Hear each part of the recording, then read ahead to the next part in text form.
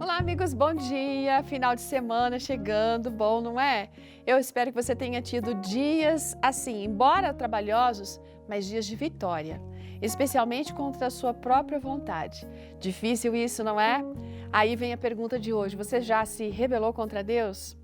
Sabe que Roboão, que era filho do rei Salomão, ele começou o reinado dele de uma forma meio desastrosa.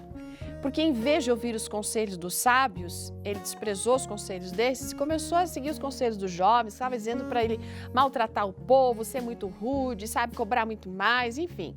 Isso fez com que o reino dele se dividisse. E agora, em vez de ser rei de uma grande nação de 12 tribos, ele ficou sendo rei de uma nação de 2 tribos. As outras 10 ficaram de uma forma separada. Então, preocupado com as consequências dos seus atos, né? Aquele rei, então, mandou um embaixador para falar com aquele resto do povo lá. Mas sabe o que aquele povo fez, aquelas outras 10 tribos? Mataram o embaixador. Então o rei juntou todos os seus homens para ir guerrear contra o povo que ele dizia ser rebelde. Mas Deus, então, mandou um mensageiro dizendo para ele: não faz isso não, Roboão. Não vai guerrear contra os seus irmãos. Aqui tem até uma lição interessante para a nossa vida, né? Quantas vezes a gente aí quer guerrear com os nossos irmãos?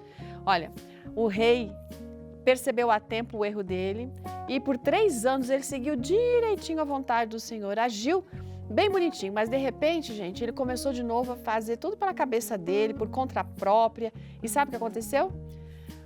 Com isso, os egípcios tomaram as cidades fortes do reino dele. E o povo começou a clamar a Deus: Deus, por favor, nos socorre. E aquele povo foi poupado da destruição, mas não da escravidão. Aí vem aquela coisa, né? Que a gente acha às vezes que quando a gente pede perdão para Deus, a gente não vai sofrer as consequências. A gente já falou sobre isso, mas as consequências vêm. E a fim de perceberem a diferença entre ser servos de Deus e servo dos homens, Deus permitiu realmente que aquelas consequências viessem. Quantas vezes será que a gente deixa de ouvir a voz do Senhor? Deus permite, queridos, a gente enfrentar as consequências das nossas escolhas muitas e muitas vezes, exatamente para salvar a gente de nós mesmos. Você já experimentou consequências de não ouvir a voz de Deus? O que foi que aconteceu com você? Olha, se você reconheceu o seu erro, tenha certeza de que foi o amoroso toque do Espírito Santo que chamou você e que levou você para esse arrependimento. Então, que o Espírito capacite você sempre a escolher a vontade de Deus.